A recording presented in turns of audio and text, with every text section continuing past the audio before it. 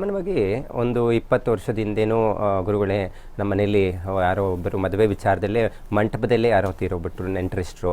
ಆದರೆ ನಮ್ಗೆ ಅಂಟಿತ್ತು, ಮದುವೆ ಮಾಡಿಬಿಟ್ರು. ಆದರೆ ಸಮಸ್ಯೆ ಇನ್ನು ನಮಗೆ ಅವತ್ತಿಂದ ಮದುವೆ ಆದಾಗಿಂದ ಸಮಸ್ಯೆ ಆಗೇ ಇದೆ, ಆರ್ಥಿಕವಾಗಿ ಏನೂ ಏಳಿಗೆ ಇಲ್ಲ ಅನ್ನುವಂಥದ್ದು ಕೆಲವು ಹೇಳಿರುವಂಥದ್ದು ಮತ್ತು ಅವ್ರಿಗೆ ಅನುಭವ ಬಂದಿರುವಂಥ ಮಾಹಿತಿ ನನ್ನ ಹತ್ರ ಬರ್ತಾ ಇರುತ್ತೆ.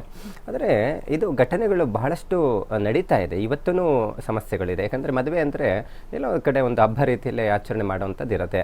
ಎಲ್ಲೋ ಒಂದು ಏನೋ ಒಂದು ತೆಗೆದುಕೊಂಡು ಬರೋಕ್ಕೆ ಹೋಗಿರ್ತಾರೆ, ಅಥವಾ ಎಲ್ಲ ದೂರದ ಪ್ರಯಾಣ ಹೋಗಿರ್ತಾರೆ, ಅಥವಾ ಪತ್ರಿಕೆಗಳನ್ನು ಹಂಚುವಂಥ ಸಂದರ್ಭದಲ್ಲಿ ಅಪಘಾತಗಳಾಗಿರುವಂಥದ್ದು ಅಥವಾ ಇನ್ನೇನೋ ತೊಂದರೆ ಆಗಿರುವಂಥದ್ದು ಇವೆಲ್ಲ ನಾವು ನೋಡ್ತಾ ಇದ್ವಿ. ಮತ್ತು ಇನ್ನು ಕೆಲವರು ಮನೆಯಲ್ಲಿ ವಯಸ್ಸಾಗ್ಬಿಟ್ಟಿರ್ತಾರೆ, ಇನ್ನೇನು ಅವ್ರಿಗೆ ಇರೋದು ಕಷ್ಟ ಅಂತ ಹೇಳುವಂಥ ಸಂದರ್ಭದಲ್ಲಿ ಸಾಮಾನ್ಯವಾಗಿ ನೋಡಿ ಗಮನಿಸಬಹುದು, ಅವರು ಹಿರಿಯರು ಇದ್ದಾರೆ ಅಂಥೇಳಿ ಒಂದು ವಿಚಾರ ಬೇಗ ಮದುವೆ ಮಾಡಿಬಿಡೋಣ ಅನ್ನೋವಂಥದ್ದು ಇರುತ್ತೆ. ಆ ಕೊನೆ ಮೂಮೆಂಟಲ್ಲಿ ಎಷ್ಟೋ ಜನ ಈ ಕುಟುಂಬಗಳಲ್ಲಿ ನಾವು ನೋಡ್ತಾ ಇದ್ವಿ, ಆ ಮದುವೆ ದಿನವೇ ಅಥವಾ ಮದುವೆ ಹಿಂದಿನ ದಿವಸನೇ ತೀರೋಗಿರುವಂಥದ್ದು ನಾವು ನೋಡ್ತಾ ಇದ್ವಿ. ಏನು ಮಾಡೋದು, ಎಲ್ಲ ಖರ್ಚು ಮಾಡಿಬಿಟ್ಟಿದ್ದೀವಿ, ಚೌಟ್ರಿಗೆ ಕೊಟ್ಟಿದ್ದೀವಿ, ಎಲ್ಲ ಪುರೋಹಿತರು ಬಂದಿದ್ದಾರೆ, ನೆಂಟರಿಷ್ಟರು ಇದ್ದಾರೆ, ನಿಲ್ಲಿಸೋಕ್ಕೆ ಆಗೋದಿಲ್ಲ, ಮಾಡಲೇಬೇಕಾಗಿರೋಂಥ ಪರಿಸ್ಥಿತಿ ಇರುತ್ತೆ. ಏನು ಮಾಡೋದು, ಮಾಡಿದ್ಮೇಲೆ ಏನಾಯಿತು, ಇವೆಲ್ಲ ನಾವು ಪರಿಗಣನೆ ತೆಗೆದುಕೊಳ್ಬೇಕಾಗುತ್ತೆ. ಸಾಮಾನ್ಯವಾಗಿ ನೋಡಿ, ನಾವು ಮುಹೂರ್ತವನ್ನು ಇಡಬೇಕಾದ್ರೂ ಕೆಲವು ಲಗ್ನ ಕುಂಡಲಿಯನ್ನು ನೋಡಬೇಕಾಗುತ್ತೆ. ಲಗ್ನ ಕುಂಡಲಿ ಅಂದರೆ ಮುಹೂರ್ತ ಲಗ್ನ ಕುಂಡಲಿಯನ್ನು ಸಾಮಾನ್ಯವಾಗಿ ತಾತ್ಕಾಲಿಕ ಲಗ್ನ ಕುಂಡಲಿ ಅಂತ ಹೇಳ್ತೀವಿ. ಅಂದರೆ ಪ್ರಶ್ನಶಾಸ್ತ್ರದಲ್ಲಿ ಒಬ್ಬ ವ್ಯಕ್ತಿಗೆ ಒಂದು ಜನ್ಮ ದಿನಾಂಕ ಇಲ್ಲ ಅಂತ ಹೇಳಿದ್ರೆ ಡೇಟ್ ಆಫ್ ಬರ್ತ್ ಆಧಾರದ ಮೇಲೆ ಈಗ ಬಂದಂತಹ ಆತ ಪ್ರಶ್ನೆಯನ್ನು ಏನು ಕೇಳ್ತಾನೆ ಆ ಸಂದರ್ಭದಲ್ಲಿ ಯಾವ ಲಗ್ನ ಬರುತ್ತೆ, ಯಾವ ಗ್ರಹಗಳು ಯಾವ ರೀತಿ ಇರುತ್ತೆ, ಗೋಚಾರ ಹೇಗಿರುತ್ತೆ, ಅವನ ಹೆಸರು ಯಾವುದು ಅಂತ ತಿಳ್ಕೊಂಡು ಅವನಿಗೆ ಏನು ಸಮಸ್ಯೆ ಇದೆ ಅಂತ ತಿಳಿದು ಹೇಳಬಹುದು. ಅದೇ ರೀತಿ ಸಹ ಡೇಟ್ ಆಫ್ ಬರ್ತ್ ಇದ್ದಂಥ ಪಕ್ಷದಲ್ಲಿ ಅವನು ಹುಟ್ಟಿರುವಂಥ ಸಮಯವನ್ನು ತೆಗೆದುಕೊಂಡು ಅದಕ್ಕೆ ಆಧಾರದ ಮೇಲೆ ಅವನ ಭವಿಷ್ಯ ಹೇಗಿರುತ್ತೆ, ಮದುವೆ ವಿಚಾರದಲ್ಲಿ ಹೇಗಿರುತ್ತೆ, ವೈವಾಹಿಕ ಜೀವನದಲ್ಲಿ ಯಾವ ರೀತಿ ಹೊಂದಾಣಿಕೆ ಇರುತ್ತೆ, ಯಾವ ನಕ್ಷತ್ರ ಯಾವ ರಾಶಿಯವರ ಜೊತೆ ವಿವಾಹವನ್ನು ಮಾಡ್ಕೋಬಹುದು ಅಂತ ನಿಖರವಾಗಿ ಆ ಒಂದು ಜನ್ಮ ದಿನಾಂಕದ ಪ್ರಕಾರವಾಗಿ ನೋಡಿ ಹೇಳಬಹುದು. ಆದರೆ ಒಂದು ಈ ಎಲ್ಲವನ್ನ ತೋರಿಸಿ, ಹುಡುಗ ಮತ್ತು ಹುಡುಗಿಯ ಜಾತಕವನ್ನು ತೋರಿಸಿ ವಿವಾಹವನ್ನು ಮಾಡ್ಕೋಬಹುದು ಅಂಥೇಳಿ ಎಲ್ಲ ಸರಿಯಾಗಿತ್ತು ಅಂತ ಹೇಳಿದ್ರೇನು ಈ ಮುಹೂರ್ತ ಲಗ್ನ ಕುಂಡಲಿ ಏನಾದರೂ ಸರಿ ಇಲ್ಲ ಅಂದರೆ ಮುಹೂರ್ತ ಲಗ್ನ ಕುಂಡಲಿಯನ್ನು ಮಾಡೋದು ಹೇಗೆ ಅಂತ ತಿಳಿಸ್ಕೊಡ್ತೇನೆ ನೋಡಿ. ಮೊದಲಿಗೆ ತಾರಾಬಲ ಚಂದ್ರಬಲವನ್ನು ನೋಡಬೇಕು. ಆ ನಿತ್ಯ ನಕ್ಷತ್ರ ಈಗ ಯಾವುದೋ ಒಂದು ತಿಂಗಳಲ್ಲಿ ಮದುವೆ ಮಾಡ್ಕೋಬೇಕು ಅನ್ನೋವಂಥದ್ದು ಮಾಹಿತಿ ಇದೆ. ಉದಾಹರಣೆಗೆ ಬರುವಂತಹ ಏಪ್ರಿಲ್ ತಿಂಗಳಲ್ಲೋ ಅಥವಾ ಶ್ರಾವಣ ಮಾಸದಲ್ಲಿ ವಿವಾಹ ಮಾಡಬೇಕು ಅನ್ನೋವಂಥದ್ದು ಒಂದು ನಿರ್ಧಾರ. ಆ ದಿನ ಆ ನಕ್ಷತ್ರಕ್ಕೂ ವಧುವಿನ ನಕ್ಷತ್ರಕ್ಕೂ ವರನ ನಕ್ಷತ್ರಕ್ಕೂ ಆ ತಾರಾಬಲವನ್ನು ನೋಡುವಂಥದ್ದು. ನಂತರ ಸಮಯವನ್ನು ನಿಗದಿತವಾಗಿ ನೋಡುವಂಥದ್ದು. ಯಾವ ಸಮಯಕ್ಕೆ, ಸಾಮಾನ್ಯವಾಗಿ ರಾಹುಕಾಲ ಅಥವಾ ಯಮಗಂಟ ಕಾಲ ಇಂಥದ್ದೆಲ್ಲ ನಾವು ನೋಡ್ತೀವಿ, ಮತ್ತು ಗಳಿಗೆಗಳನ್ನು ನೋಡ್ತೀವಿ. ಆದರೆ ಲಗ್ನದಿಂದ ನಾವು ಯಾವ ರೀತಿ ಒಬ್ಬ ವ್ಯಕ್ತಿಯ ಜಾತಕವನ್ನು ಪರಿಶೀಲನೆ ಮಾಡಬಹುದು, ಅದೇ ರೀತಿ ಮುಹೂರ್ತ ಲಗ್ನ ಕುಂಡಲಿಯಲ್ಲಿಯೂ ಸಹ ಅಷ್ಟಮ ಭಾವ ಇವೆಲ್ಲವನ್ನು ನೋಡಬೇಕು. ನೋಡಿ, ಸಪ್ತಮ ಸ್ಥಾನ ಸಪ್ತಮ ಶುದ್ಧಿ ಇರಬೇಕು ಅಂತ ಲಗ್ನ ಕುಂಡಲಿಯಲ್ಲಿ ನಾವು ಮುಹೂರ್ತ ಕುಂಡಲಿಯಲ್ಲಿ ನಾವು ನೋಡ್ತೀವಿ. ಅದೇ ಮುಹೂರ್ತ ಕುಂಡಲಿಯಲ್ಲಿ ಲಗ್ನದಲ್ಲಿ ಏನಾದರೂ ಕುಜ ಇತ್ತು ಅಂದರೆ ಕಳತ್ರ ದೋಷ ಅನ್ನುವಂಥದ್ದು ಇರುತ್ತೆ. ಅಷ್ಟಮ ಸ್ಥಾನ ವ್ಯಯಸ್ಥಾನ ಇವೆಲ್ಲವನ್ನು ಪರಿಗಣನೆ ತೆಗೆದುಕೊಳ್ಳುವಂಥದ್ದು ಇರುತ್ತೆ ಆ ಒಂದು ಲಗ್ನ ಕುಂಡಲಿಯಲ್ಲಿ.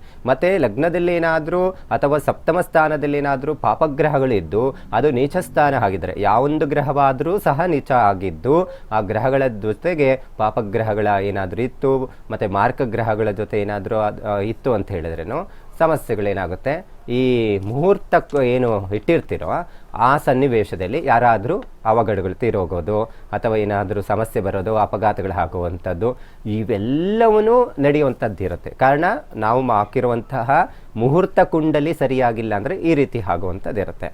ಒಂದು ಪ್ರಶ್ನೆ ಏನಪ್ಪ ಅಂತ ಹೇಳಿದ್ರೆ, ಈ ರೀತಿ ಆಗೋಯ್ತು, ಏನು ಮಾಡೋದು, ಯಾರೋ ತೀರೋದ್ರು, ಮದುವೆನೇ ನಾಳೆ ಇದೆ, ಏನು ಮಾಡ್ಕೋಬೇಕು ಅನ್ನುವಂಥದ್ದು ತಿಳ್ಕೊಳ್ಬೇಕಾಗುತ್ತೆ. ಓಕೆ ಗುರುಜಿ, ಮಾತನಾಡೋಣ. ಅದಕ್ಕೂ ಮುಂಚೆ ಒಬ್ರು ಕಾಲರ್ ರೆಡಿ ಇದ್ದಾರೆ, ಮಾತಾಡ್ಸೋಣ. ಬೆಳ್ಳಂದೂರಿಂದ ಸುಪ್ರೀತಾ ಕರೆ ಮಾಡಿದ್ದಾರೆ. ನಮಸ್ತೆ ಸುಪ್ರೀತಾ ಅವರೇ. ನಮಸ್ತೆ ಮೇಡಮ್. ಹೇಳಿ, ಯಾರ ಬಗ್ಗೆ ಕೇಳಬೇಕಿತ್ತು? ನನ್ನ ಜೀವನದ ಬಗ್ಗೆ. ಓಕೆ, ನಿಮ್ ಡೇಟ್ ಆಫ್ ಬರ್ತ್ ತಿಳಿಸ್ಕೊಡಿ. 28/4/1990. 28/4/1990. ಟೈಮಿಂಗ್ಸ್?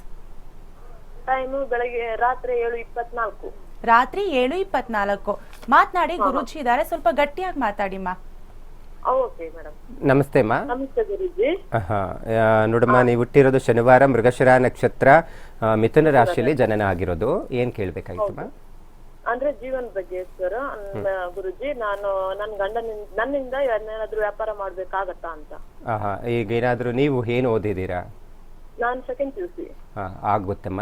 ಒಂದು ಏನಪ್ಪಾ ಅಂತ ಹೇಳಿದ್ರೆ, ಕನ್ಯಾ ರಾಶಿ ಕನ್ಯಾ ಲಗ್ನ ಅಥವಾ ಮಿಥುನ ರಾಶಿ ಮಿಥುನ ಲಗ್ನದಲ್ಲಿ ಜನನ ಆಗಿರುವಂಥ ವ್ಯಕ್ತಿಗಳಿಗೆ ವ್ಯಾಪಾರದಲ್ಲಿ ಅಭಿವೃದ್ಧಿ ಇರುತ್ತೆ ಅಂತ ಹೇಳುತ್ತೆ.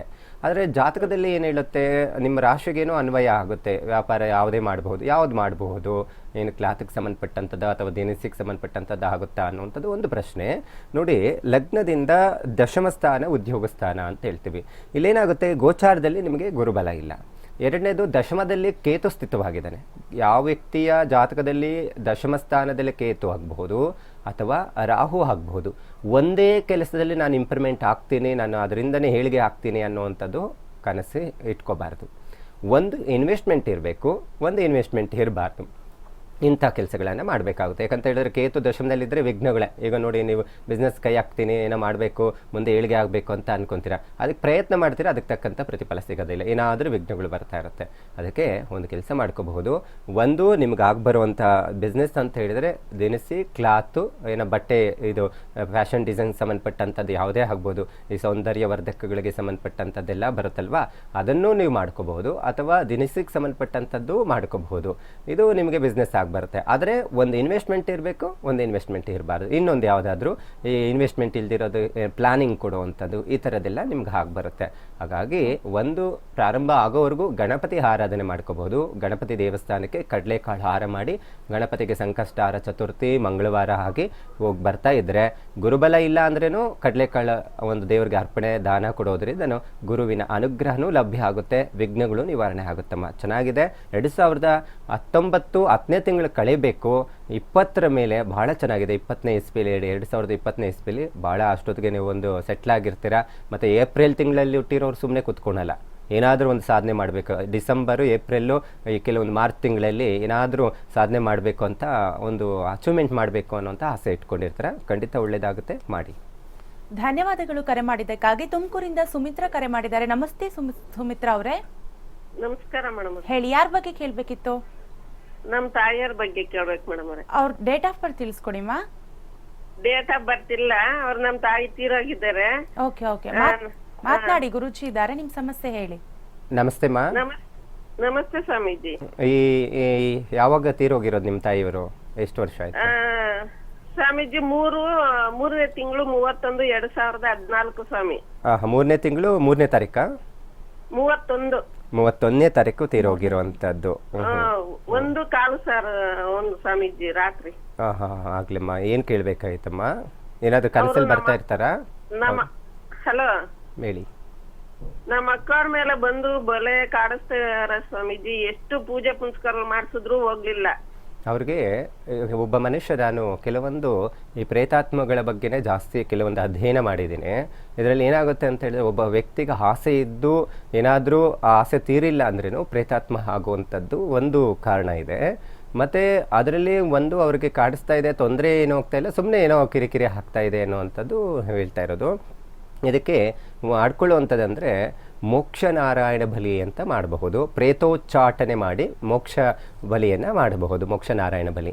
ಇಲ್ವಾ ಸರಳವಾಗಿ ಮಾಡ್ಕೊಳ್ಳುವಂಥದ್ದು ಅಂತ ಹೇಳಿದ್ರೆ, ಯಾವಾಗಾದರೂ ಈ ಶ್ರೀರಂಗಪಟ್ಟಣ ಹತ್ರ ಮಾಡ್ತಾ ಇರ್ತೀನಿ ಪ್ರತ್ಯಂಗಿರ ಹೋಮ. ಒಂದು 108 ನಿಂಬೆಹಣ್ಣು ತಗೊಬಂದರೆ ಒಂದು ತಡೆ ಹೊಡೆದು, ಯಾರಿಗೆ ಆ ಪ್ರೇತ ತೊಂದರೆ ಮಾಡ್ತಾ ಇದೆಯೋ ಅವ್ರಿಗೆ ಬರೆದಿರಂಗೆ ಒಂದು ತಡೆ ಹೊಡೆಯಬಹುದು. ಇಲ್ಲ ಅಂತ ಹೇಳಿದ್ರೆ, ಅವ್ರಿಗೆ ಮುಕ್ತಿ ಸಿಗಬೇಕಂತ ಹೇಳಿದ್ರೆ ಗಯಾ, ಕಾಶಿ, ಪುಣ್ಯಕ್ಷೇತ್ರ, ಈ ರೀತಿ ಇರುವಂಥ ಪುಣ್ಯಕ್ಷೇತ್ರಗಳಲ್ಲಿ, ಏನಾದರೂ ಗೋಕರ್ಣ ಇಂತಹ ಪುಣ್ಯಕ್ಷೇತ್ರದಲ್ಲಿ ಹೋಗಿ ಅವ್ರಿಗೆ ಪ್ರೇತೋಚ್ಚಾಟನೆ ಮತ್ತು ಅದರ ಜೊತೆಗೆ ಮೋಕ್ಷ ನಾರಾಯಣ ಬಲಿಯನ್ನು ಮಾಡಿದ್ರೆ ಮತ್ತೆ ಅವರು ತೊಂದರೆ ಆಗೋದಿಲ್ಲ. ಈಗಾಗಲೇ ನೀವು ಬಹಳ ಪೂಜೆ ಪುನಸ್ಕಾರಗಳು ಮಾಡಿದ್ದೀರಾ, ಫಲ ಕೊಡ್ತಾ ಇಲ್ಲ ಅಂತ ಮೋಸ್ಟ್ಲಿ ಮಾಡಿರ್ತೀರ ಮೋಕ್ಷ ನಾರಾಯಣ ಬಲಿ ಇವೆಲ್ಲ. ಒಂದ್ಸತಿ ನಾನು ಭೇಟಿ ಮಾಡಿ ಖಂಡಿತ ಅದಕ್ಕೆ ಪರಿಹಾರ ಸಿಕ್ಕೇ ಸಿಗುತ್ತಮ್ಮ. ಸರಿ ಗುರುಜಿ, ಆಗ್ಲೇ ನೀವು ಹೇಳ್ತಾ ಇದ್ರಿ ಶುಭ ಕಾರ್ಯಕ್ರಮಗಳು ನಡೆಯುವಾಗ ಸಾವು ನೋವುಗಳು ಸಂಭವಿಸಿಬಿಡುತ್ತೆ, ಅದನ್ನು ಲೆಕ್ಕಿಸದೆ ಕೂಡ ಮದುವೆ ಮಾಡ್ಬಿಡ್ತಾರೆ ಕೆಲವರು. ಆವಾಗ ಏನ್ ಮಾಡ್ಬೇಕು ಅಂತ? ಸಾಮಾನ್ಯವಾಗಿ ನಾನು ಆಗ್ಲೇ ಹೇಳಿದೆ, ಒಂದು ಮುಹೂರ್ತ ಕುಂಡ್ಲಿ ಸರಿಯಾಗಿಲ್ಲ ಅಂದ್ರೂ ಈ ತರ ಸಾವು ನೋವುಗಳು ಜಾಸ್ತಿ ಹಾಕುವಂಥದ್ದು ಇರುತ್ತೆ. ಎರಡನೇದು ಪ್ರೇತ ಬಾಧೆ ಇದ್ದಂಥ ಸಂದರ್ಭದಲ್ಲಿನೂ ಅಂತಹ ಮದುವೆ ಶುಭ ಕಾರ್ಯಗಳು ಅಂತ ನೀವೇನು ಪ್ರಾರಂಭ ಮಾಡ್ತೀರೋ ಆವಾಗಿಂದಾನೇ ಯಾರಾದರೂ ತೀರೋಗೋದು ನೋಡಿ. ಯಾರಾದರೂ ಹೇಳ್ತಾ ಇರ್ತಾರೆ, ಕೆಲವು ನಿಮ್ಮ ಮನೆ ಪಕ್ಕದಲ್ಲಿ ಕೇಳಿರ್ತೀರ ಈ ಮಾತು, ನಾನು ಏನಾಗುತ್ತೆ ಅಂದರೆ ವರ್ಷದಲ್ಲಿ ಒಬ್ಬರು ತೀರೋಗ್ತಾ ಇರ್ತಾರೆ. ಡಿಸೆಂಬರ್ ಬಂತು ಅಥವಾ ಮಾರ್ಚಲ್ಲಿ ಬಂತು, ಯಾವುದೋ ಒಂದು ತಿಂಗಳು ಇರುತ್ತೆ ನಿಮ್ಮ ಕುಟುಂಬದಲ್ಲಿ. ಆ ಕುಟುಂಬದಲ್ಲಿ ಯಾರಾದರೂ ಒಬ್ಬರು ಅದೇ ತಿಂಗಳಲ್ಲಿ ವರ್ಷಕ್ಕೊಬ್ಬರು ತೀರೋಗ್ತಾ ಇರ್ತಾರೆ. ಶುಭ ಕಾರ್ಯ ಅನ್ನೋದು ನಡೆಯೋದೇ ಇಲ್ಲ. ಯಾಕಂದರೆ ಮನೆಯಲ್ಲಿ ಒಂದು ವರ್ಷ ಯಾರಾದರೂ ತೀರೋದ್ರೆ ಒಂದು ವರ್ಷದವರೆಗೂ ಏನು ಮಾಡೋಂಗಿರೋದಿಲ್ಲ ಶುಭ ಕಾರ್ಯಗಳು. ಇದೇ ರೀತಿ ಮುಂದಕ್ಕೆ ಹೋಗ್ತಾ ಇರುತ್ತೆ, ಮದುವೆಗಳೇ ಆಗದಿರ ಹೋಗುವಂಥದ್ದು ಇರುತ್ತೆ. ಕಾರಣ ಏನಪ್ಪ ಅಂದರೆ ಅದನ್ನು ನಾವು ಪ್ರೇತ ಬಾಧೆ ಅಂತ ಪರಿಗಣನೆ ತೆಗೆದುಕೊಳ್ಬೇಕಾಗುತ್ತೆ. ಇದಕ್ಕೆ ಎರಡು ರೀತಿಯಲ್ಲಿ ಪರಿಹಾರ ಇದೆ. ಒಂದು, ಪ್ರೇತ ಬಾಧೆಗೆ ಒಂದು ಬೇರೆ ರೀತಿಯಲ್ಲಿ ಪರಿಹಾರವನ್ನು ಮಾಡ್ಕೋಬೇಕು. ಅದೇ ರೀತಿ ಸಹ ಈ ಮುಹೂರ್ತ ಕುಂಡಲಿ ಸರಿಯಾಗಿಲ್ಲ, ಮದುವೆ ಈಗಾಗಲೇ ಆಗ್ಬಿಟ್ಟಿದೆ ಅಥವಾ ಮದುವೆ ಮುಹೂರ್ತ ಕುದುರಿಸ್ಬಿಟ್ಟಿದ್ರೆ ಅಲ್ಲೇನೋ ಯಾರೋ ತೀರೋದ್ರು, ಇದೇ ಥರ 2 ಸತಿ ಆಯಿತು ಅಂತ ಹೇಳಿದ್ರೆ ಸರಿಯಾದಂಥ ಮುಹೂರ್ತವನ್ನು ನೋಡಿ ಇಡಬೇಕಾಗುತ್ತೆ. ಒಂದು. ಎರಡನೇದು, ಈ ಪ್ರೇತ ಬಾಧೆ ಇದ್ದಂಥವ್ರ ಮನೆಯಲ್ಲಿನೂ ಅಷ್ಟೇ ಮುಹೂರ್ತದ ವಿಚಾರದಲ್ಲಿ ಲಗ್ನ ಪತ್ರಿಕೆ ಒಡಿಸಿದ್ರೂ ಸಹ ಅಥವಾ ಯಾವುದೋ ಒಂದು ಚೌಟ್ರಿನೋ ಅಥವಾ ಎಲ್ಲ ಪುರೋಹಿತರಿಗೆ ಅಥವಾ ವಾದ್ಯ ಇದೆಲ್ಲ ಬುಕ್ ಮಾಡಿದ್ರೂ ಬುಕ್ ಮಾಡಿದ ದಿನನೇ ಅಥವಾ ಒಂದು ತಿಂಗಳಲ್ಲಿ ಯಾರಾದರೂ ಒಬ್ಬರು ತೀರೋಗ್ತಾರೆ, ಸ್ಟಾಪ್ ಮಾಡಿಬಿಡ್ಬೇಕು, ಆ ವರ್ಷದೇನೆ ಮದುವೆ ಇಲ್ಲ. ಈ ರೀತಿ ಸಂಭವ ಆಗ್ತಾ ಇದೆ ಅಂತ ಹೇಳಿದ್ರೆ ಮನೆಯಲ್ಲೇ ಮಾಡ್ಕೊಳ್ಳುವಂಥದ್ದು ಕೆಲವೊಂದು ಪರಿಹಾರಗಳನ್ನು ಮಾಡ್ಕೋಬೇಕಾಗುತ್ತೆ. ಓಕೆ ಗುರುಜಿ, ಮಾತನಾಡೋಣ. ಅದಕ್ಕೂ ಮುಂಚೆ ಒಬ್ರು ಕಾಲರ್ ರೆಡಿ ಇದ್ದಾರೆ, ಮಾತಾಡಿಸ್ಬಿಡೋಣ. ತುಮಕೂರಿಂದ ರವಿಕುಮಾರ್ ಕರೆ ಮಾಡಿದ್ದಾರೆ. ನಮಸ್ತೆ ರವಿಕುಮಾರ್ ಅವರೇ. ನಮಸ್ತೆ ಮೇಡಮ್. ಹೇಳಿ, ಯಾರ ಬಗ್ಗೆ ಕೇಳಬೇಕಿತ್ತು? ಮೇಡಮ್ ನನ್ನ ಬಗ್ಗೆನೇ ಕೇಳಬೇಕು. ನಿಮ್ ಡೇಟ್ ಆಫ್ ಬರ್ತ್ ಮತ್ತೆ ಟೈಮಿಂಗ್ಸ್ ತಿಳಿಸ್ಕೊಡಿ. Madam 20/5/1984 madam. 20/5/1984 ಟೈಮಿಂಗ್ಸ್ ತಿಳಿಸ್ಕೊಡಿ. ಮಧ್ಯಾಹ್ನ 2:30 ಮೇಡಮ್. ಮಧ್ಯಾಹ್ನ 2:20. ಮಾತನಾಡಿ, ಗುರುಜಿ ಇದ್ದಾರೆ, ನಿಮ್ ಪ್ರಶ್ನೆ ಕೇಳಿ. ನಮಸ್ತೆಪ್ಪ. ನಮಸ್ತೆ ಗುರುಗಳೇ. ಭಾನುವಾರ ಜನನ ಆಗಿರೋದು ಹೇಳಿ. ಗುರುಗಳೇ, ಭಾನುವಾರ ಜನನ ಆಗಿರೋದು, ಆ ದಿನ ಉತ್ತರಾಷಾಢ ನಕ್ಷತ್ರ, ಮಕರ ರಾಶಿಯಲ್ಲಿ ಜನನ ಆಗಿರೋದು. ಹೌದೌದು. ಏನು ಕೇಳಬೇಕಾಯ್ತಪ್ಪ?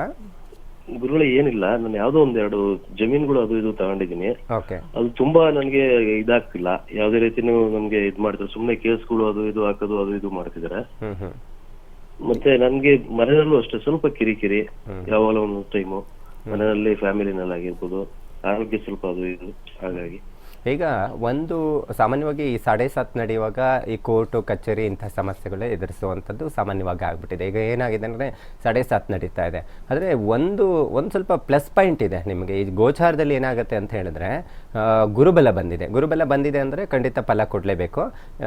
ಏಪ್ರಿಲ್ ನಂತರ ಏನಾಗುತ್ತೆ ಅಂತ ಹೇಳಿದ್ರೆ ರಾಹು ಮತ್ತು ಕೇತು ಸ್ಥಾನ ಪಲ್ಲಟನೆ ಆಗ್ತಾ ಇದ್ದಾವೆ. ಅಂದರೆ ಕರ್ಕಾಟಕ ರಾಶಿಯಿಂದ ರಾಹು ಮಿಥುನ ರಾಶಿಗೆ ಹೋಗ್ತಾ ಇದೆ. ಮತ್ತು ನಿಮಗೆ ಈಗ ಕೇತು ಬಂದು ನಿಮ್ಮ ರಾಶಿಯಿಂದ ಧನುರ್ ರಾಶಿಗೆ ಶಿಫ್ಟ್ ಆಗ್ತಾ ಇದೆ. ಗೋಚಾರದಲ್ಲಿ ಸ್ಥಾನ ಪಲ್ಲಟನೆ ಆಗ್ತಾ ಇದೆ.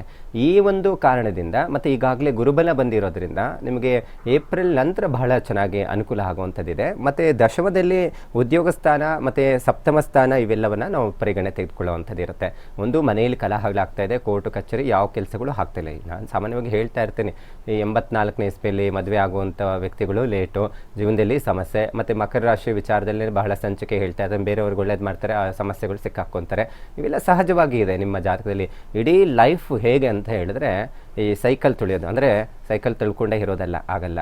ಇಡೀ ಲೈಫಲ್ಲಿ ಮಕರ ರಾಶಿಯವರು ಸಮಸ್ಯೆಗಳು ಎದುರಿಸಬೇಕು. ಏನೋ ಒಂದು ಒಳ್ಳೇದಾಗೋಯ್ತಂದರೆ ಇನ್ನೊಂದು ಕಾಯ್ಕೊಂಡಿರುತ್ತೆ, ಯಾರಿಗೋ ದುಡ್ಡು ಕೊಡಬೇಕು, ಅಪ್ಪ ಕೊಟ್ಬಿಟ್ಟೆ ಸಾಲ ತೀರೋಯ್ತು ಅಂದರೆ ಇನ್ನೊಬ್ಬ ಕಾಯ್ತಾ ಇರ್ತಾನೆ. ನಿಮ್ಮದು ಹಾಗೆ ಆಗಿದೆ. ಕೋರ್ಟಿನ ವಿಚಾರ ಒಂದು ತೀರ್ತು, ಒಂದು ಯಾವುದು ಎಲ್ಲ ಸಾಲ ಹೋಯ್ತು ನನ್ನ ಕಡೆ ಆಯಿತು ಅಂತ ಅಂದ್ಕೊಂಡ್ರೆ ಇನ್ನೊಬ್ಬ ಯಾರೋ ಬಂದು ಕೇಸ್ ಹಾಕುವಂಥದ್ದು, ಇನ್ನೇನೋ ಕಿರಿಕಿರಿ ಮಾಡೋದು, ಇದು ನಿಮ್ಮ ಲೈಫಲ್ಲಿ ಸಾಮಾನ್ಯವಾಗಿ ನಡೀತಾ ಇರುತ್ತೆ. ಅದನ್ನು ಎದುರಿಸುವಂಥ ಮನೋಧೈರ್ಯ ಬರಬೇಕು.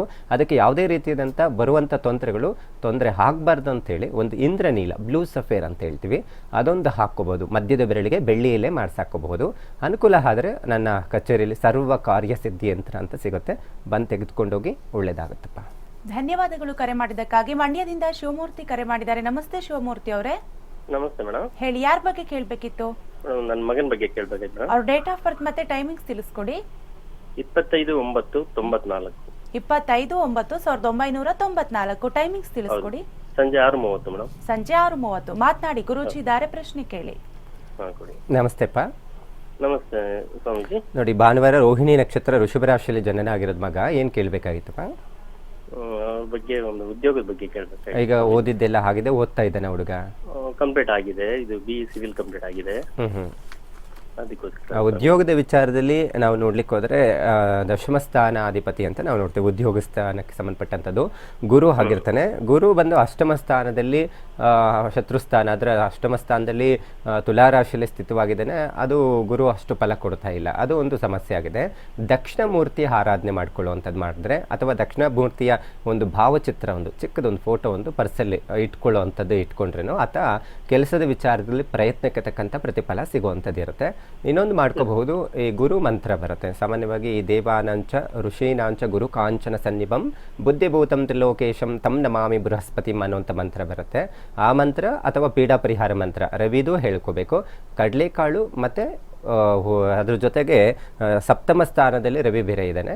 ಹಾಗಾಗಿ ಗೋಧಿ ಮತ್ತು ಕಡಲೆಕಾಳು ಎರಡೂ ಸಹ ಒಂದು ಕಾಲು kg ಅಷ್ಟು ಪೂಜೆ ಮಾಡಿ ಅವನು ಸಾಧ್ಯವಾದಷ್ಟು ಹನುಮಂತನ ದೇವಸ್ಥಾನಕ್ಕೆ, ಯಾಕಂದರೆ ಈಗ ಅಷ್ಟಮ ಶನಿ ನಡೀತಾ ಇದೆಯಲ್ವಾ, ಹನುಮಂತನ ದೇವಸ್ಥಾನಕ್ಕೆ ಕೊಟ್ಟರೆ ಖಂಡಿತ ಕೆಲಸ ಸಿಗುತ್ತೆ. ಗುರುಬಲನೂ ಬಂದಿದೆ, ಈಗಾಗಲೇ ಯಾವುದೇ ರೀತಿಯಾದಂಥ ತೊಂದರೆ ಇಲ್ಲ. ಅಷ್ಟಮ ಶನಿ ಮಾತ್ರ ಪ್ರಭಾವ ಅವನಿಗೆ ಲೇಟ್ ಆಗಬಹುದು, ಪ್ರಯತ್ನಕ್ಕೆ ತಕ್ಕಂಥ ಪ್ರತಿಫಲ ಲಭ್ಯ ಆಗೋದಿಲ್ಲ. ಹಾಗಾಗಿ ಒಂದು ನಾನು ಹೇಳಿರೋಂಥ ಕಡಲೆಕಾಳು ಮತ್ತು ಗೋಧಿಯನ್ನು ಹನುಮಂತನ ದೇವಸ್ಥಾನಕ್ಕೆ ಕೊಡ್ತಾ ಬನ್ನಿ, ಒಳ್ಳೆಯದಾಗುತ್ತಪ್ಪ. ಧನ್ಯವಾದಗಳು ಕರೆ ಮಾಡಿದ್ದಕ್ಕಾಗಿ. JP ನಗರದಿಂದ ಸೋಮೇಶ್ ಕರೆ ಮಾಡಿದ್ದಾರೆ. ನಮಸ್ತೆ ಸೋಮೇಶ್ ಅವರೇ. ನಮಸ್ಕಾರ ಮೇಡಮ್. ಹೇಳಿ, ಯಾರ ಬಗ್ಗೆ ಕೇಳಬೇಕಿತ್ತು? ಹೇಳಿ, ಯಾರ ಬಗ್ಗೆ ಕೇಳಬೇಕಿತ್ತು? ಸ್ವಲ್ಪ ಗಟ್ಟಿಯಾಗಿ ಮಾತಾಡಿ. ನಾದನೆ ಬಗ್ಗೆ ಕೇಳಬೇಕಾಯ್ತು. ಸರಿ, ಅವ್ರ ಡೇಟ್ ಆಫ್ ಬರ್ತ್ ತಿಳಿಸ್ಕೊಡಿ. Date of birth 1/1/1998. 1/1/1998. Timings sir, ದಯವಿಟ್ಟು ಟಿವಿ ವಾಲ್ಯೂಮ್ ನ ಮ್ಯೂಟ್ ಮಾಡಿ ಮಾತಾಡಿ, ಇಲ್ಲ ಕರೆ ಕಟ್ ಆಗುತ್ತೆ. ಟೈಮಿಂಗ್ಸ್ ತಿಳಿಸ್ಕೊಡಿ. ಓಕೆ, ಕರೆ ಕಟ್ ಆಗಿದೆ. ಸರಿ ಗುರುಜಿ, ಅವಾಗಲೇ ನೀವು ಪರಿಹಾರ ತಿಳಿಸ್ಕೊಡ್ತೀವಿ. ಹೌದು ನೋಡಿ, ಅನಘ ಬಂಧನ ವಿಷ್ಣು ಬಂಧನ ಅಂತ ಇದು ಬಹಳ ಜನ ತೆಗೆದುಕೊಂಡು ಹೋಗಿದ್ದಾರೆ, ಬಹಳ ವೈಬ್ರೇಷನ್ ಕೆಲಸ ಮಾಡಿದೆ. ಇದು ನೋಡಿ, ಇದು ಅರಿಶಿನ ಮತ್ತು ಕುಂಕುಮ ಬೆಳೆದಿರುವಂಥದ್ದು, ಬೇರುಗಳು ಸುತ್ತಕೊಂಡಿರುವಂಥದ್ದು, ಒಂದು ಬಹಳ ರಿಸಲ್ಟ್ ಕೊಡುವಂಥದ್ದು ಇರುತ್ತೆ. ಈಗ ಮದುವೆ ವಿಚಾರದಲ್ಲಿ ಸಮಸ್ಯೆ ಬರಬಾರ್ದು ಅಂತೇಳಿ ಮದುವೆನೇ ಆಗ್ತಾ ಇಲ್ಲ ಅನ್ನೋವಂಥವ್ರಿಗೆ ಇದು ಬಹಳ ಜನಕ್ಕೆ ಕೊಡ್ತಾ ಇದ್ದೀನಿ, ಬಹಳ ಒಂದು ವೈಬ್ರೇಷನ್ ಕೆಲಸ ಮಾಡಿದೆ. ಇದನ್ನು ಸಹ ಮನೇಲಿ ಇಟ್ಟು ಪೂಜೆ ಮಾಡೋದ್ರಿಂದನೂ ಏನಾಗುತ್ತೆ, ಮದುವೆನೂ ಸೆಟ್ ಆಗ್ತಾ ಇಲ್ಲ ಅನ್ನೋವಂಥವ್ರಿಗೂ ಬೇಗ ಫಲ ಕೊಡುವಂಥದ್ದು ಇರುತ್ತೆ. ಎರಡನೇದು, ವಿಘ್ನಗಳು ಬರೋದಿಲ್ಲ. ಯಾಕಂತ ಹೇಳಿದ್ರೆ ಒಂದು ಬದನಿಕೆ ಅಂತ ಹೇಳ್ತೀವಿ, ಅಂದರೆ ಒಂದು ಮರದ ಮೇಲೆ ಇನ್ನೊಂದು ಮರ ಬೆಳೆದಿರುವಂಥದ್ದು, ಅದನ್ನೇ ನಾವು ಬದನಿಕೆ ಅಂತ ಹೇಳ್ತೀವಿ. ಅಂತಹ ಒಂದು ದೈವ ಶಕ್ತಿ ಇರುವಂತಹದ್ದು ಒಂದು ಬೇರಾಗಿರುತ್ತೆ. ಇದನ್ನು ಸಹ ಮನೆಯಲ್ಲಿ ಇಡೋದ್ರಿಂದ ಏನಾಗುತ್ತೆ ಅಂತ ಹೇಳಿದ್ರೆ ಬೇಗ ಮದುವೆ ವಿಚಾರದಲ್ಲಿ ಕೂಡಿ ಬರುತ್ತೆ. ನಂತರ ಏನಾಗುತ್ತೆ, ಈ ರೀತಿ ಅವಘಡಗಳು ಆಗುವಂಥದ್ದು, ಪದೇ ಪದೇ ಏನಾಗ್ತಾ ಇದೆ, ಯಾರೋ ತೀರೋಗ್ತಾ ಇದ್ದಾರೆ, ಯಾರೋ ಮನೆಯಲ್ಲಿ ಸಮಸ್ಯೆ ಇದೆ ಅನ್ನುವಂಥದ್ದು ಏನಿರುತ್ತೆ, ಅದನ್ನು ಆಲ್ಮೋಸ್ಟ್ ತಡಿಬಹುದು. ಮತ್ತು ಈಗಾಗಲೇ ಮದುವೆ ವಿಚಾರದಲ್ಲಿ ಸೆಟ್ ಆಗಿಬಿಟ್ಟಿದೆ, ಯಾರೋ ಮದುವೆ ಇನ್ನೊಂದು ತಿಂಗಳಿದೆ, ಮನೆಯಲ್ಲಿ ಮೈಲಿಗೆ ಬಂದ್ಬಿಟ್ಟಿದೆ, ಏನು ಮಾಡೋದು ಅನ್ನುವಂಥದ್ದು ಖಂಡಿತ ನಿಲ್ಲಿಸೋದು ಒಳ್ಳೆಯದು. ಮುಂದಕ್ಕೆ ಹಾಕ್ಬಹುದು. ಯಾಕಂತ ಹೇಳಿದ್ರೆ ಮನೆಯಲ್ಲಿ ಅಪರಪ್ರಯೋಗ ಅಂತ ಕೆಲವು ಗ್ರಂಥಗಳಲ್ಲಿದೆ. ಅಪರಪ್ರಯೋಗದಲ್ಲಿ ಏನು ಹೇಳಿದೆ ಅಂದರೆ, ನೀನು ಇವತ್ತು ಪೂಜೆ ಪುನಸ್ಕಾರಗಳು ಅಥವಾ ಮಾನಸ ಕರ್ಮಗಳ ವಿಚಾರದಲ್ಲಿ ನಾವು ನೋಡ್ಲಿಕ್ಕೆ ಹೋದರೆ, ಪೂಜೆ ಪುನಸ್ಕಾರ ವಿಚಾರದಲ್ಲಿ ಅದರಲ್ಲಿ ಒಂದಿನ ನೀವು ಸರಿಯಾಗಿ ಮಾಡ್ತೀಯೋ ಇಲ್ವೋ ಬಿಡ್ತೀಯೋ, ಅದು ಅಷ್ಟು ಲೆಕ್ಕ, ಅಷ್ಟು ಪ್ರಭಾವ ಬೀಳಲ್ಲ. ಒಬ್ಬ ಮನುಷ್ಯ ತೀರೋದ ಮೇಲೆ ಅವನಿಗೆ ನಿತ್ಯ ಕರ್ಮಗಳು ಇರುತ್ತಲ್ಲ, ಅನುಷ್ಠಾನವಾಗಿ ಮಾಡೋದು, ವರ್ಷದಲ್ಲಿ ಅವರಿಗೆ ತರ್ಪಣ ಕೊಡೋದು ಸರಿಯಾಗಿ ಮಾಡಿಲ್ಲ ಅಂದರೆ ಅದು ಪಿತೃದೋಷಕ್ಕೆ ಒಳಗಾಗ್ತಾರೆ, ಸಮಸ್ಯೆಗಳೇನೇ ಎದುರಿಸುತ್ತೆ ಅನ್ನುವಂಥದ್ದು ಇದೆ. ಅದೇ ಒಂದು ಕಾರಣ ಈ ಮುಹೂರ್ತ ವಿಚಾರದಲ್ಲಿ ಅಷ್ಟೇ, ಯಾರಾದರೂ ತೀರೋಗಿರುವಂತಹದ್ದು ಮೈಲಿಗೆ ಇದ್ದು ವಿವಾಹವನ್ನು ಮಾಡಲೇಬೇಕು ಅಂತ ಹಠ ಇಟ್ಕೊಂಡು ಮಾಡಿದ್ರೇನು ಅವರ ಇಬ್ಬರ ದಾಂಪತ್ಯ ಜೀವನ ಸುಖವಾಗಿರೋದಿಲ್ಲ, ಇಡೀ ಲೈಫು ಸಮಸ್ಯೆಗಳಾಗಿ ಎದುರಿಸ್ತಾ ಇರ್ತಾರೆ. ಆದಷ್ಟು ಸಹ ಆ ರೀತಿ ಏನಾದರೂ ಆಯಿತು, ಖರ್ಚಾಗ್ಬಿಟ್ಟಿದೆ, ಎಲ್ಲ ಜಾಸ್ತಿ ದುಡ್ಡು ಖರ್ಚು ಮಾಡಿಬಿಟ್ಟಿದ್ದೀವಿ, ಎಲ್ಲರಿಗೂ ಹೇಳ್ಬಿಟ್ಟಿದ್ದೀವಿ ಅಂತ ಹೇಳ್ಬಿಟ್ಟು ಮಾಡಿದ್ರೂ ಸಮಸ್ಯೆಗಳು ತಪ್ಪಿದ್ದಿಲ್ಲ. ಹಾಗಾಗಿ ಹೆಚ್ಚಿನ ಮಟ್ಟಿಗೆ ಎಚ್ಚರಿಕೆ ಅಗತ್ಯ ಇದೆ. ಮತ್ತು ಅಂತಹ ಸಮಸ್ಯೆಗಳು ಬಾರದಂತೆ ಸಾಧ್ಯವಾದಷ್ಟು ಮದುವೆ ವಿಚಾರದಲ್ಲಿ ಒಂದು ನಾಂದೆ ಅಂತ ಹೇಳಿ ಪೂಜೆ ಮಾಡುವಂಥದ್ದು. ಒಂದು ಏನಪ್ಪ ಅಂತ ಹೇಳಿದ್ರೆ, ಒಂದು ನಿರ್ವಿಘ್ನ ಮಹಾಗಣಪತಿ ಹೋಮ ಅಥವಾ ನಿರ್ವಿಘ್ನ ಮಹಾಗಣಪತಿಯ ಪ್ರಾರ್ಥನೆ ಪೂಜೆ ಪುನಸ್ಕಾರಗಳನ್ನು ಮಾಡ್ಕೊಳ್ಳೋದ್ರಿಂದನೂ ಮದುವೆ ವಿಚಾರದಲ್ಲಿ ಬರುವಂಥ ತೊಂದರೆಗಳು ನಿವಾರಣೆ ಆಗುತ್ತಮ್ಮ. ಓಕೆ ಗುರುಜಿ, ಇವತ್ತಿನ ಕಾರ್ಯಕ್ರಮದಲ್ಲಿ ವೀಕ್ಷಕರಿಗೆ ಯಾವ ಅರಿವಿನ ಬಗ್ಗೆ ತಿಳಿಸ್ಕೊಡ್ತೀರಾ? ನೋಡಿ, ಸಾಮಾನ್ಯವಾಗಿ ಮದುವೆ ವಿಚಾರದಲ್ಲಿ ನಾವು ಮಾತಾಡ್ತಾ ಇದ್ದೀನಿ ಇವತ್ತು. ಮದುವೆ ವಿಚಾರದಲ್ಲಿ ಸಾಮಾನ್ಯವಾಗಿ ಮಾಡಬಾರ್ದಂತಹದ್ದು ಒಂದು ಚಿಕ್ಕದಾದಂಥ ಒಂದು ಮಾಹಿತಿಯನ್ನು ತಿಳಿಸ್ಕೊಡ್ತದೆ. ನೋಡೋಣ ಏನಿದೆ ಅಂತ. ನೋಡಿ, ಒಂದೇ ಮಂಟಪದಲ್ಲಿ ಹಾಗೂ ಒಂದೇ ದಿನ ಅಣ್ಣ ತಮ್ಮಂದಿರ ವಿಚಾರದಲ್ಲಿ ಆಗಬಹುದು ಅಥವಾ ಅಕ್ಕ ತಂಗಿಯ ವಿಚಾರದಲ್ಲಿ ಒಂದೇ ಮಂಟಪದಲ್ಲಿ ವಿವಾಹವನ್ನು ಮಾಡಬಾರ್ದು. ಇದು ಪ್ರಮುಖವಾಗಿ ತಿಳ್ಕೊಳ್ಳೇಬೇಕಾಗುತ್ತೆ. ಒಂದ್ರ ಮೇಲೆ ಒಂದು ಖರ್ಚಾಗ್ಬಿಡುತ್ತೆ, ಅಣ್ಣ ತಮ್ಮಂದಿರದ್ದು ಒಂದೇ ಮಂಟಪದಲ್ಲಿ ಒಂದೇ ದಿನ ಮಾಡ್ಬಿಡೋಣ ಅಂತ ಎಷ್ಟೋ ಜನ ಮಾಡ್ತಾ ಇದ್ದಾರೆ. ಒಂದು ಮದುವೆ ಚೆನ್ನಾಗಿರ್ತಾರೆ, ಇನ್ನೊಂದು ಏನೋ ಆದರೂ ಕಿರಿಕಿರಿ ಬಿಟ್ಟು ಹೋಗುತ್ತೆ. ಆ ರೀತಿ ಮಾಡಲೇಬಾರ್ದು. ಅದು ಒಂದು ಅಕ್ಕನ ಮಗಳಾಗ್ಬೋದು, ಅಕ್ಕನ ಮಗ ಆಗ್ಬೋದು, ಅಥವಾ ಈ ಥರ ದೂರ ಸಂಬಂಧದಲ್ಲಿ ಅಣ್ಣ ತಮ್ಮಂದ್ರ ವಿಚಾರದಲ್ಲಿ ಆದ್ರೇನು ಮಾಡಲೇಬಾರ್ದು. ಯಾಕಂತ ಹೇಳಿದ್ರೆ ಈ ಕೆಲವೊಂದು ತಂದೆ ತಾಯಿ ವಿಚಾರದಲ್ಲಿ ನಾವು ನೋಡಿದ್ರೆ ಅಕ್ಕನ ಮಗಳು ತಾನೇ ಮಾಡ್ಬೋದು, ಒಂದೇ ಇದಲ್ವಾ, ಬೇರೆ ಬೇರೆ ಅಲ್ವಾ ಅಂತೇಳಿ. ಹಾಗಾಗಿ ಮಾಡಲೇಬಾರ್ದು. ಇದು ಚಿಕ್ಕದಾದಂಥ ಒಂದು ಮಾಹಿತಿ ತಿಳ್ಕೊಬೇಕಾಗುತ್ತೆ. ಓಕೆ ಗುರುಜಿ, ಇವತ್ತಿನ ಕಾರ್ಯಕ್ರಮದಲ್ಲಿ ಶುಭ ಕಾರ್ಯಗಳನ್ನ ಮಾಡುವಾಗ ಯಾವೆಲ್ಲ ಕಾರಣಗಳಿಗಾಗಿ ವಿಘ್ನಗಳು ಎದುರಾಗುತ್ತವೆ, ಹಾಗೆ ಅದಕ್ಕೆ ಪರಿಹಾರವನ್ನು ಕೂಡ ತಿಳಿಸ್ಕೊಟ್ರಿ. ಧನ್ಯವಾದಗಳು. ಹರೇ ಶ್ರೀನಿವಾಸ.